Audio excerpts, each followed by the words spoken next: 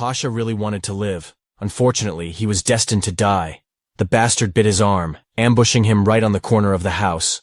The wound on his forearm was bleeding, and everything needed to be properly treated and bandaged so as not to die prematurely from blood loss. But much more important than that was something else. To get away from the bastard, with a piece of flank skin sticking out of his mouth. Everything was blurry before my eyes, but my thoughts were clear. I had to run. Run down the street, run as hard as you can, run and don't stop. Footsteps could be heard from behind. He was still chasing him. Infected, zombie, dead man walking. You can call him whatever you want. Any word that people used on TV and on the internet. How long has it been? A week? More? Pasha, like many others, lost count. There were so many events that all the days that had passed since the beginning of the epidemic were perceived as a year, 2, 3, an eternity. People could no longer answer the question, what date is today, without thinking twice about it. They gradually lost the ability to keep track of the numbers and days of the week, thereby freeing up an intellectual resource to solve a much more pressing issue. The issue of survival. The dead walk the earth. It's not safe in the city. Nowhere is safe. Pasha knew that. But he decided to leave the walls of his own apartment anyway. What for? My friends called me, that's why. They said they were going to the local mall. That there are supposedly more people there, which means that they are more likely to be evacuated to a safe place. Well, he listened to them. Fool. Fool. If I'd stayed at home and kept my head down, then I wouldn't have to run away from this bloodthirsty creature right now. Pasha looked around. The infected was catching up with him. The dead man's empty, and at the same time full of animal rage, did not make much impression on him. Pasha was even more shocked by the sight of his own blood on the brute's chin. He glanced at his hand in passing, and was almost dumbfounded. It was real mincemeat. His heart froze. My legs went limp and felt like cotton. It was necessary to make them move. When he came to his senses, he accelerated with all his might and rushed to the ring, planning after it to turn onto the street where he had recently walked to school every morning. The meeting place was just a little bit away. And yet, Pasha felt that he could not get to him. He was suffocating even now, and tears were splashing from his eyes. Even if he turned his lungs inside out and ignored the cutting pain somewhere in his side, he would be able to run another 500 meters at most. And then it's a known thing. It starts to slow down, slow down, slow down, until finally the bastard rushing after it gets close enough to end his already doomed life. Pasha knew from the news and articles on the internet that the bite was the end, that those infected multiply in this way, and that their purpose is not so much to devour you as to sink their teeth into your flesh. Of course, they won't stop there and will certainly gnaw you to the bone, but it will be done by inertia, casually. Nothing personal, just business. A phrase suddenly flashed through Pasha's head. He looked around and frantically searched for a place where he could hide from his pursuer. There was a hospital nearby. It's better not to go there. The high-rise building opposite the hospital had shops, flowers, a pharmacy, optics, a pub. A gentleman's set of the first floor of almost any apartment building in a residential area. Pasha's choice fell on the pub. Why? Just like that. Just because the sign was brighter. Just because he was familiar with it. He didn't buy flowers, he didn't wear glasses, and in the worst case, he went to the pharmacy once a year for pills from the head or activated charcoal, and a pub is a yes. Gross Weiss. Ich weiß, dass du mich liebst is the slogan from the same advertisement for light, unfiltered beer brewed in their city. All the local drunks, young and old, were on the Grossweiss, and the Ledger, a pub with a cosmic number of names of light, dark and all, was the center of attraction for drunks of all shades and stripes. There were many ledgers. Almost every house, or at least through the house, had a ledger, and there wasn't a single person in the neighborhood who hadn't passed one of them at least once. In short, in a panic and at the end of his strength, Pasha chose a place to hide on a hunch and ran where his intuition guided him, gravitating towards something familiar and familiar. The door was open. Pasha flew inside and hurried to get lost in the darkness of the abandoned room. The dead man either lost sight of him, or hid somewhere out there, by the porch, and waited for Pasha to give himself away by flashing through the door window. My heart was pounding. His eyes couldn't see anything, but there were some bright dots like stars in front of them. My head was spinning. Pasha looked at his hand, but saw nothing but its general outline. Everything was bad. He could feel it. The pain was hellish, but he endured it and didn't make a sound. He didn't want that freak outside to come to his moans. After catching his breath, after a while Pasha carefully crawled to the window in the door and put his bitten hand under the rays of daylight. From what he saw, a groan of panic almost escaped from his mouth. There was blood everywhere. His clothes are covered in blood, his hand is covered in blood, and even his floor is covered in blood. Blood dripped from his fingers and onto his boots and pants. But that's probably not a big deal now. The scary thing is that death is now an inescapable given for him. Trying once again not to move his hand, Pasha went into the back room, the door to which was located behind the bar. There, he searched for a long time for something to rewind his hand. Finding the rags, he quickly bandaged himself and returned to the main room. Dark thoughts did not leave him, but they were chaotic and swirled in his head, like those bright white dots in front of his eyes a few minutes ago. I'm going to die. I died. Am I dying already? He thought to himself, all the while glancing at his palms for some reason. What should I do? What to do? What should I do? He had a brilliant idea. To call an ambulance. Who didn't have such an idea in the early days? When everything was just starting to collapse, we were still thinking about the ambulance, the police, and the firefighters, as those who could help us find a way out of even the most difficult circumstances.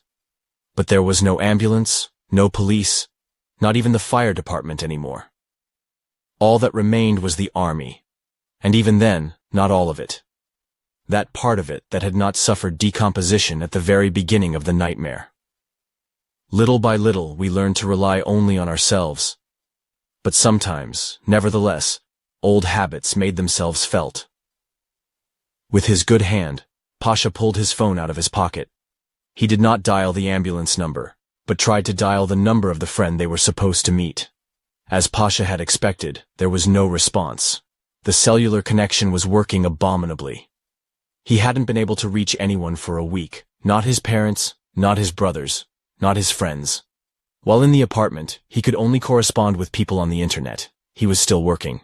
But now he couldn't log in from a push-button phone, and the computer behind the cash register was unlikely to be connected to the network. Or is it connected? Pasha rushed to the cash register and turned on the local terminal. After waiting for the image to appear on the screen, he clicked the mouse several times, and the system asked him to enter the password. Well, it was worth a try anyway. His hand was throbbing terribly, and it was impossible to move his fingers without pain permeating his entire body at once. With the remains of a rag, he tied his bitten hand to his neck and continued to inspect the room. The refrigerators were full of bottles. Pasha tried the door, but the refrigerator wouldn't budge. It took a long time to find the button that opens the magnetic lock under the counter. As soon as he found it, there was a pop that shook everything at once. The walls, the bottles, and even the floor. Then, the room was filled with screeching. A girl flew in, slammed the door behind her, and began to pull the handle towards herself so that the crowd of dead people who were breaking in from the street could not open this very door. From the outside, several wildlings clung to the door window. They looked at the girl with lust, with animal greed, and tried to touch her through the thick glass. When they couldn't, they beat the glass with their hands, and with each blow the girl screamed louder and louder, clutching the door handle with her fingers tighter and tighter. Pulling himself together, Pasha came to the girl's rescue. When he caught up with her and the dead who wanted to devour her, he noticed a grate, which could be closed to create an additional barrier that would prevent the infected from entering the room, even if they broke the door window. "Get away," he told the girl. The girl recoiled. She did not expect anyone else to be in the room, and she did not notice Pasha at the counter when she flew inside at full speed. Pasha took advantage of the moment, closed the grate and said to the girl, "Get back to the wall. Don't let them see." The girl did exactly as Pasha said, who hurried to follow his own instructions. They both stood on opposite sides of the doorway, leaned against the wall, and waited for the drumming of their fists on the glass to subside. The infected were wheezing and moaning, and it was impossible to listen to their moans without a bizarre mixture of pity, hatred, and fear. The fabric of time stretched out again. It seemed to Pasha that they stood like that for a solid hour before the dead outside calmed down and moved away from the door. Gone? What is it? The girl asked in a whisper. I think so, Pasha replied uncertainly, and carefully looked out the door window. Be careful. The girl was worried. Everything is fine. They went to the road. Pasha finally managed to get a good look at the stranger. Her face, clothes, and hands were dark red with blood that had just begun to cake. Obviously the girl was in trouble. She looked unhealthy, as if she had been tortured by insomnia and starved. However, her eyes were clear and sparkled vividly in the light, filled with energy and a thirst to live another day in the sun. Were you bitten too? Pasha asked. I don't know, the girl honestly admitted. I don't think so. What's your name? Dasha. My name is Pasha. Where are you from? From the hospital. There. I was lying there. Wow. How long? From the first days, and that's still about a week and a half away. Why didn't you leave earlier? It's also a breeding ground for dead meat. They didn't let me out. Then somehow everything started spinning, and those who got sick and died devoured everyone. We're closed in the wards. We were sitting there. They waited. We didn't get anything. Well, yes. Okay, come on in. It's a good place here. Beer in bulk, all kinds of fish, crackers, dried meat. We can have a feast until those whips go somewhere else. At the mention of food, a predatory light flashed in Dasha's eyes. She rushed to the refrigerators and snack displays, looking at them with awe, as if she saw before her the key to happiness, which she could not believe in. Do you think you can take it like that? Dasha asked, with more apparent than real indecision. Who else needs it? It doesn't look like they'll ever open again. You can leave the money at the checkout if it makes it easier. I don't have any money, Dasha said, pulling the refrigerator handle. The door wouldn't budge. There's a castle here. It opens with a button under the counter. Pasha pressed the button, and Dasha was able to open the refrigerator with sausage and pigtail cheese. Pasha himself took out a couple of bottles of Grossweiss. He propped up the doors of both refrigerators with groceries.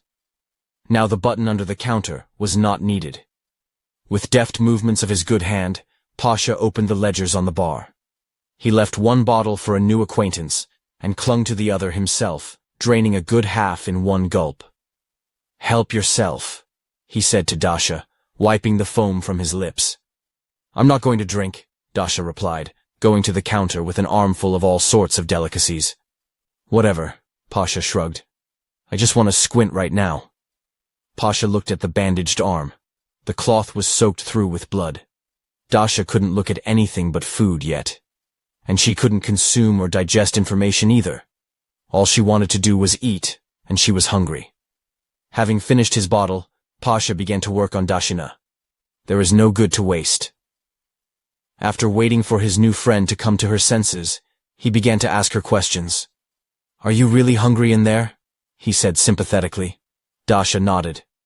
Where are you going? Home, Dasha replied with her mouth full. What about at home? Dasha did not understand the question. She looked at Pasha, shrugged her shoulders, and swallowed a piece of cheese. Home is home. What else? I mean, are the parents there? The grandmothers? The grandfathers? Is there anyone left alive? I hope so. And if it doesn't? What are you going to do? I haven't thought about that yet. I can only hope that everything is okay, and that Mom is safe. Well, if she's okay, then where are you going with her? Why are you bothering me? How do I know? I was almost eaten alive 5 minutes ago. By the way, where did so much blood come from? It's like you've gutted someone or you've been doused with pig guts from a bucket, like in that movie. It's not my blood, and not a dead guy, and certainly not pigs. This Anyway, the man next to me was bitten to death. How did it happen? As it turned out, so it turned out. Even from the outside, it was clear that Dasha was starting to get annoyed by the conversation. She obviously didn't want to talk about something that had happened at the hospital. And in general, I didn't want to talk about anything. I wanted to fill my stomach in silence, and for once, enjoy the feeling of satiety. Pasha, noticing Dasha's detachment, shrugged his shoulders, and, having finished with the second bottle of Grossweiss, took another one out of the refrigerator. A pleasant warmth was already spreading through my body. My head was buzzing, and the bitten hand no longer bothered me as much as the imminent death. Well, bitten and bitten. What now? Well, if I die and die, let me. But finally, I'll have a good time. Dasha stopped eating as soon as she felt a pain in her stomach. Then she walked away from the counter and, finding no chairs nearby, sat down on the floor. Finally, she exhaled on an exhale. You should wash off the blood, Pasha reasoned. Later. That's all later. How long have you been here? Have you been too late already? Do you want to kick me out? No, of course not. Simply, I'm just going to be one of them soon. Dasha finally looked at Pasha's hand and understood everything without words. Have you been bitten long? Just now, on the way here, half an hour or an hour ago. You'll live longer. You can definitely make it tonight and maybe even to dawn. How do you know that? I read all sorts of things on the internet. Haven't you read it? Not so much, probably. It all depends on the bite site. If you bite your finger, it's nothing. You can live for 2 days. You can even try cutting off your finger. Someone says it might work. And the hand? If you saw off your hand? A gleam of hope flashed in Pasha's eyes, which immediately overshadowed the horror at the prospect of amputation of a limb for profit. I don't think so. If only right at the moment of the bite, and then if the teeth are not deeply embedded. But these are all theories. No one even knows for sure about the finger, whether it will work or not. So I'm going to die after all. Dasha looked sympathetically at Pasha, who was indulging in despondency with a bottle of Grossweiss in his good hand. Look, well, at least you weren't torn to pieces alive. We still don't know which is worse. It is known, being torn to pieces is worse. Believe me. What do you mean, believe? How would you know? Have you already torn it up? No. Dasha broke off, realizing that the conversation was returning to the hospital again. I mean, it's going to be dangerous for you here. I can become a creature at any moment and attack you, and then you certainly won't expect anything good. And what do you suggest? I'm not suggesting anything, but I'm not going out of here anymore. I almost won the lottery by finding this place. There is everything here to be on my last journey. Are you going to get drunk? Oh yes. Well, Dasha shrugged. Who am I to judge? Okay, I have to go home anyway. Now I'll rest a little, my stomach will calm down, and I'll leave. I won't bother. You're not bothering. Quite the opposite. Another bottle was empty. Pasha's tongue slowly began to untie. Despite the frozen blood on her body and clothes, Dasha looked good. Pasha looked at her, and at the same time wished and pitied. He wanted to meet Dasha under different circumstances and go out together on some warm summer evening, before all this madness with the living dead. And he regretted that all this was now impossible. Even a date in a park full of hungry, infected people was now impossible. If she stays here until his last breath, their maximum is 10 to 12 hours together, until the virus takes its toll and finishes him off. Suddenly, Dasha noticed his gaze. Why are you looking like that? No, nothing. I was just thinking, Pasha replied sheepishly, hurrying to the refrigerator for a new bottle. Dasha chuckled. Come on, don't be so shy. You're embarrassed, like you're immortal. What do you mean? Forget it. Do you want me to tell you something? Dasha asked suddenly. What? Something I won't share with anyone for the rest of my life. It sounds intriguing. You're going to die soon anyway, so you're going to take my secret to the grave anyway. Well, That's it. I'm already interested. I killed a man. Just. Not a dead man, but a living man. How did it happen? My grandmother and I were alone in the ward when it all started. Then everyone in the hospital took a break and began to wander the corridors. Nurses, doctors, patients, everything. We hid in the ward, as we were told before everyone died out. And it so happened that this grandmother and I were locked up for about a week, maybe more. I was already saying goodbye to my life. And the grandmother suddenly began to tremble. She began to rush out. Well, I suggested tying a rope out of bed linen so that she could go out through the window and not stick out into the corridor. They tied it up from ours, a short one. She began to take out the bedding from the beds, which we had placed against the door like barricades. And somehow she pulled something carelessly, and bam! There was a crash, a knock, and the dead man from the hallway heard us and burst into the room. We were standing at the window. No one had the strength to soak it anymore. So we both stood there stupidly and waited for this creature to choose whom to devour. In the end, this freak chose me. And I didn't want to be eaten. And also this grandmother. That's what the fuck, huh? Why was she standing there waiting? She's 100 years old or more. In my world, 100-year-old grandmother must somehow, I don't know, sacrificing myself for the sake of the young. At best, she would have lived another year or 2 or 3. But I have my whole life ahead of me, you know? My whole life. And what is the result? In the end, I reacted and saved myself, that's what. I took this old woman by the shoulders and shoved her into the teeth of that dead man so that he would devour her, not me.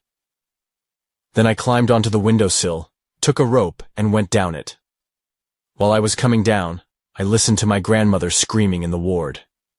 It would have been fine, but she managed to look at me while I was climbing out the window. I remember now. The dead man is gnawing at her neck. She's kicking, screaming, and looking at me. And in her eyes there is some kind of hunted, pitiful misunderstanding of what is wrong with her.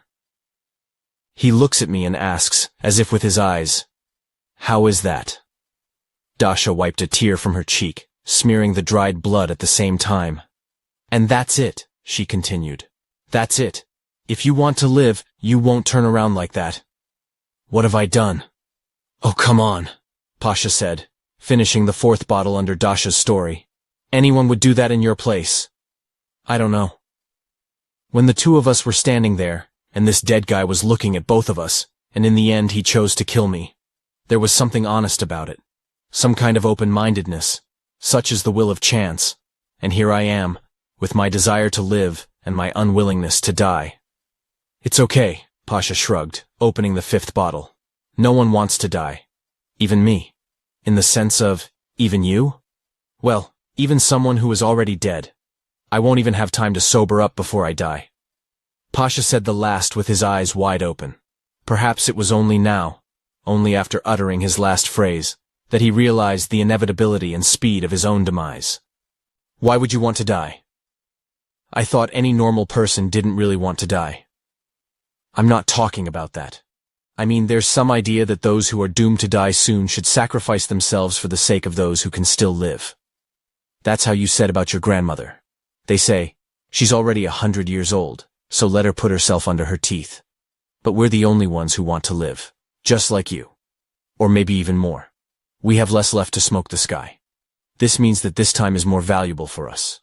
More valuable or not, if you try to gain a couple of hours at my expense, I'll show you how much I like to breathe, Dasha said sternly. "Oh, come on. After all, no one threatens us here. And thank God. Okay, I've been too late. I have to go."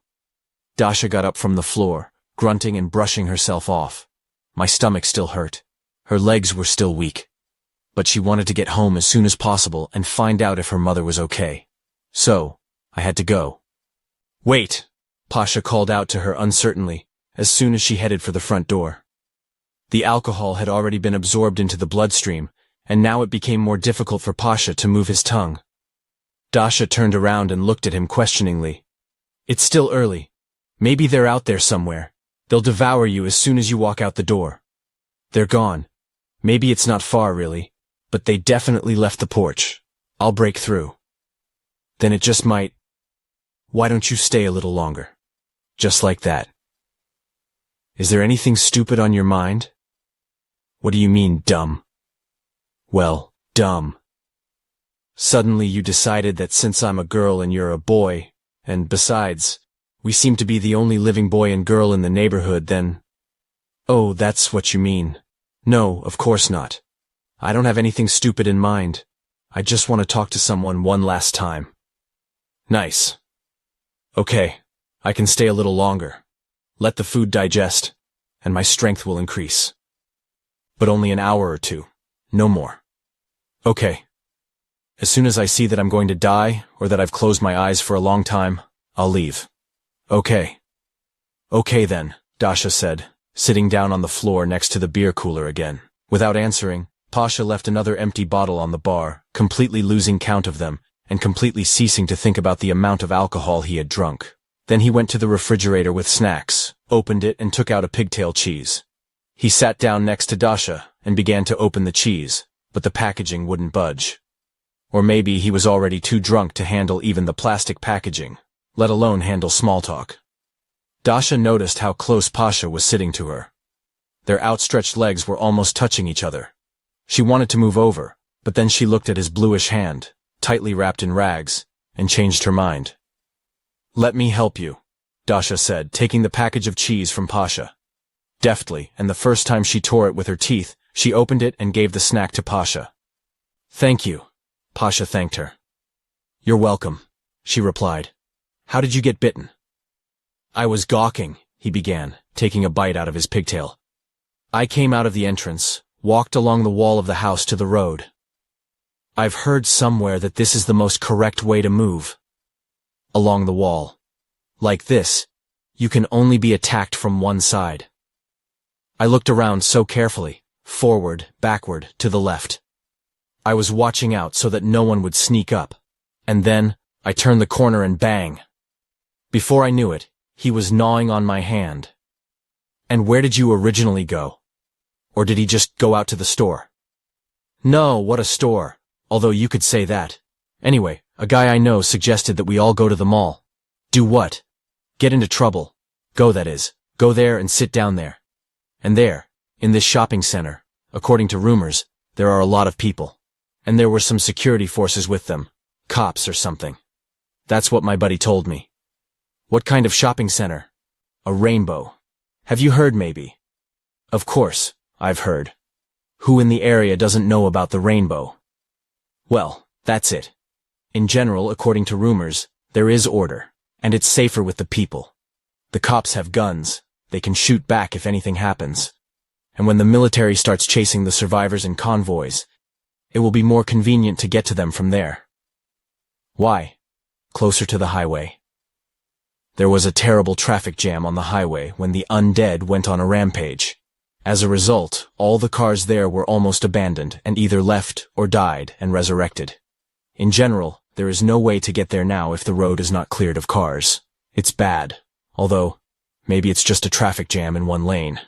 In general, it's not the point. The bottom line is that the warriors are more likely to take people from the rainbow. There are stupidly more of them there. Where will they take you? To the center, to their place, where they have already cleaned up everything. Why would you go there? It's safer this way. Pasha shrugged, finishing his cheese. He dusted off his greasy hands and stood up. My head was spinning. He went to the fridge with the beer, took another bottle, and then returned to his original place, sitting even closer to Dasha this time. Dasha looked at him warily again, but said nothing. Isn't it safer in your apartment? Especially if the floor is not the first floor. You've locked yourself in and you're just sitting there. A fact. I probably would have done that. There would definitely have been enough food and water for a couple of weeks. And then, you see, everything would have resolved. Pasha took several large sips and then continued. But firstly, in a couple of weeks everything can only get worse.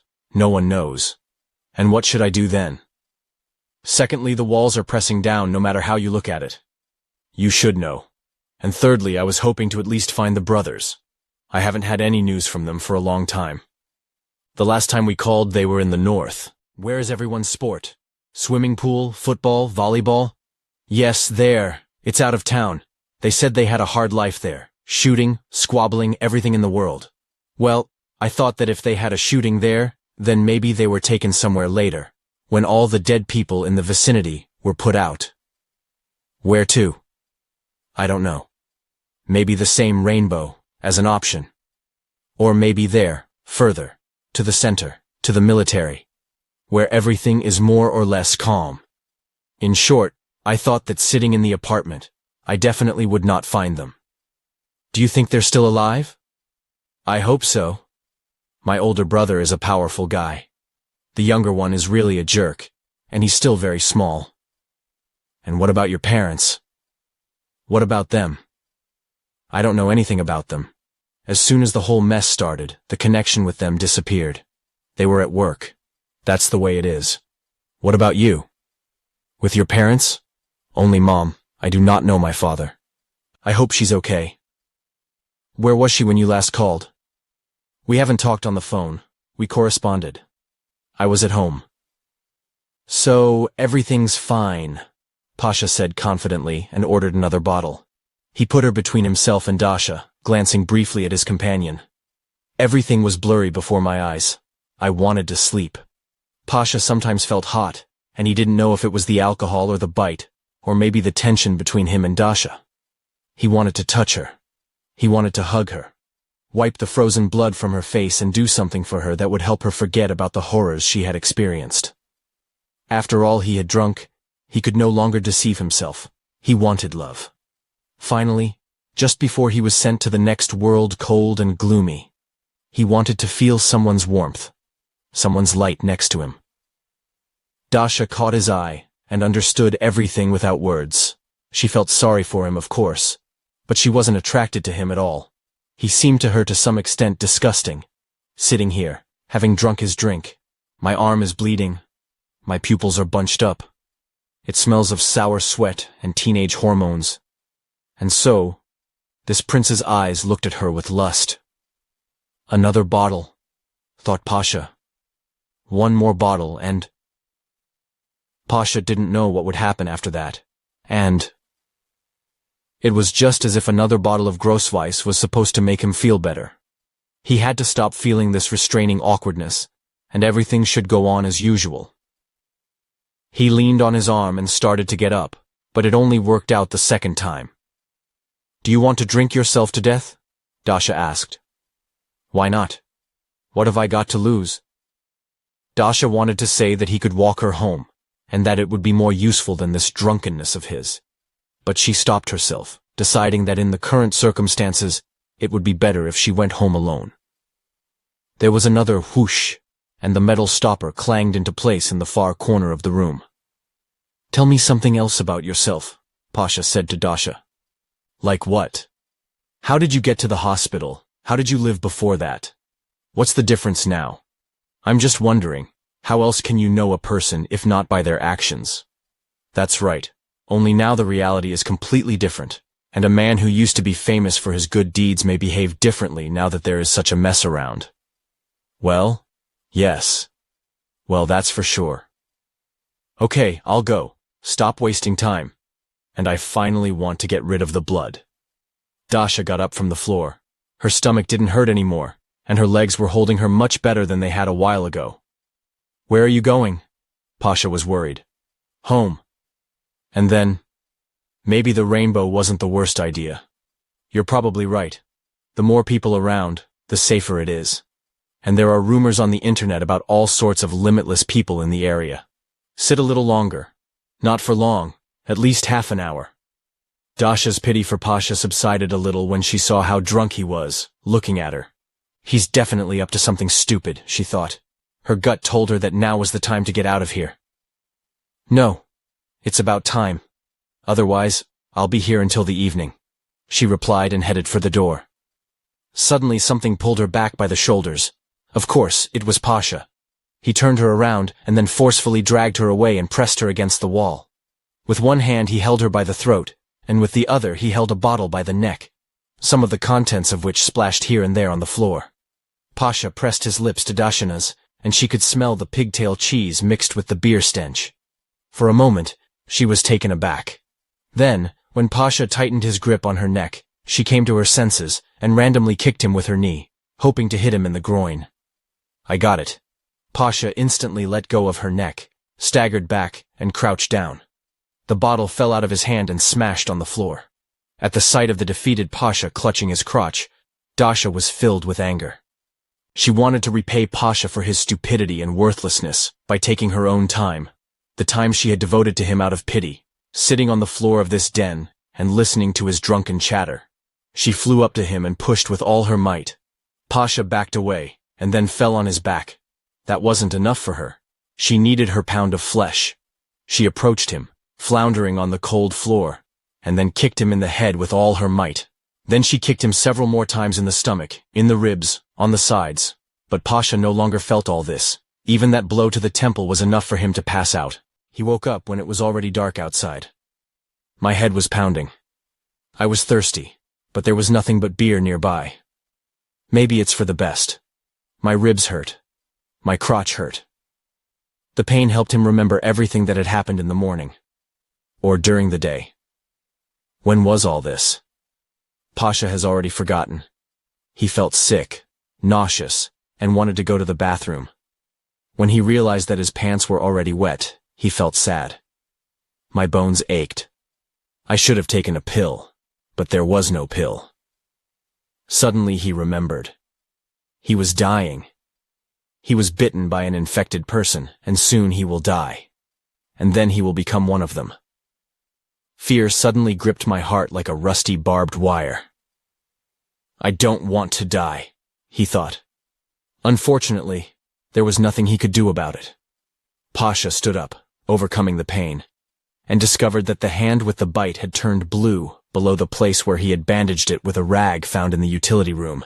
He remembered holding a beer with it when it was just starting to get cold. He couldn't move her now. Holy shit, he muttered to himself in a panic. It became difficult to breathe. It was as if all the air had been drained out in a second. He took a few steps around the room, as if trying to escape from what he saw and jump out of the Bermuda Triangle of bad luck into which he had fallen. Nothing helped. The blue hand was still in place, and still not responding to the signals sent by the brain.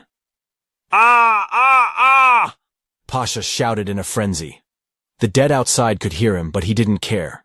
Let them hear him, and let them come to his call.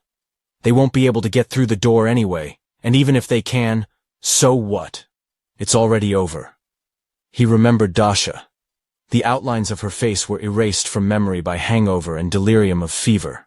A red, blood-stained face with blurred, indistinct features stared at him from the darkness into which his consciousness was gradually sinking. The face looked ominous, like death itself, stretching out its bloody hands to him. He was asking for her to hug him.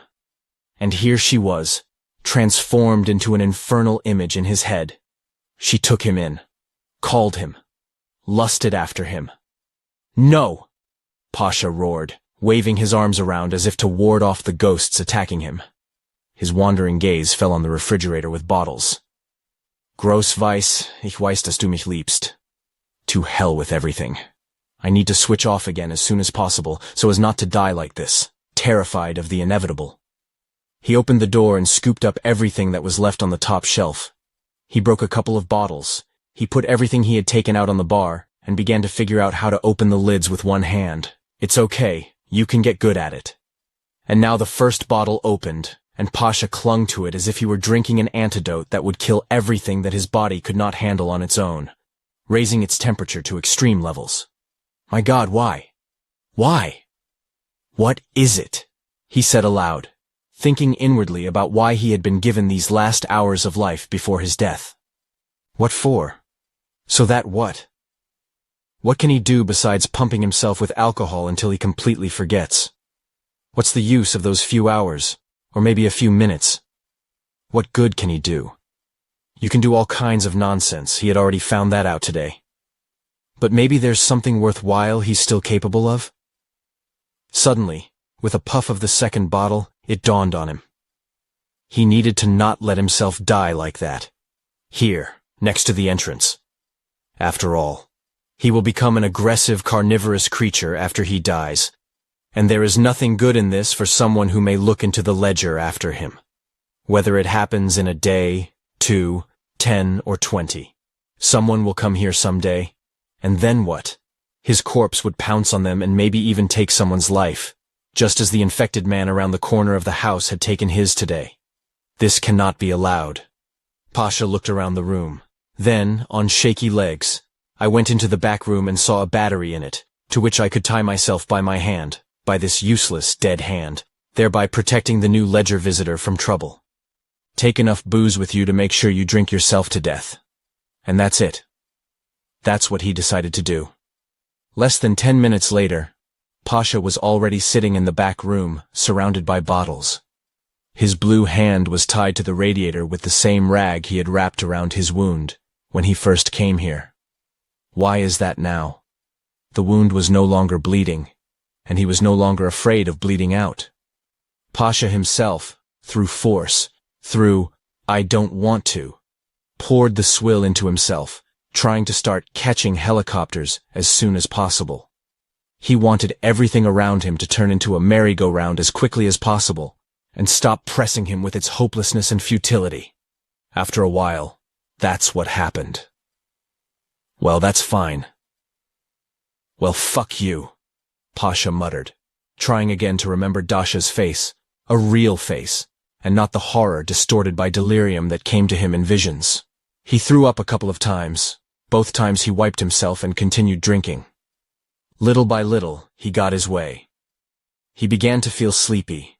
His eyes closed by themselves, and his head hung on his chest, just like dummies that are usually placed on the dashboard in a car. The image of the red-faced woman appeared again. Now she was grinning, bearing snow-white tombstones of teeth, and her wide-open eyes were blazing with crimson flames. Then everything around her became her smile.